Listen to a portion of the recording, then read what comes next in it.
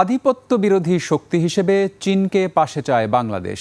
একই সঙ্গে দেশটির সঙ্গে ভূ রাজনৈতিক, অর্থনৈতিক ও ব্যবসায়িক সম্পর্ক আরও দৃঢ় করতে চায় বিএনপি।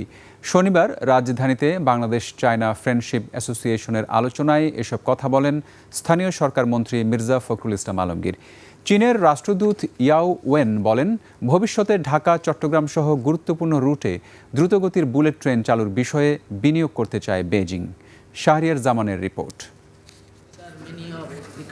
প্যান প্যাসিফিক সোনারগাঁও হোটেলের পদ্মা হলে অনুষ্ঠিত হল বাংলাদেশ চীন মৈত্রী সমিতির আলোচনা সভা। এবারের মূল বিষয় ছিল লং লিভ বাংলাদেশ চীন ফ্রেন্ডশিপ। অনুষ্ঠানের প্রধান অতিথি স্থানীয় সরকার মন্ত্রী বিএনপি মহাসচিব মির্জা ফখরুল ইসলাম আলমগীর বলেন, প্রধানমন্ত্রী তারেক রহমানের চীন সফর দুই দেশের সম্পর্ককে নতুন উচ্চতায় নিয়ে গেছে। আমরা চাই যে চীনের মতো একটি শক্তি আমাদের পাশে থাকুক, অর্থনৈতিকভাবে থাকুক।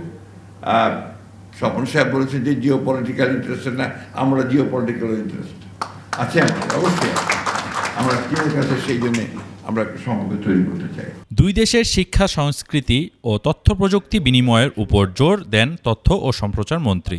চীনের সঙ্গে আমাদের বন্ধুত্ব নিয়ে অন্য যে যাই ব্যাখ্যা করুক না কেন, চীনের এই আগ্রহ এবং আমাদের এই প্রয়োজন, এটাই হচ্ছে আমাদের দুই দেশের বন্ধুত্বের স্ট্র্যাটেজিক ইউনিটি পয়েন্ট, মিউচুয়াল ইন্টারেস্টের পয়েন্ট।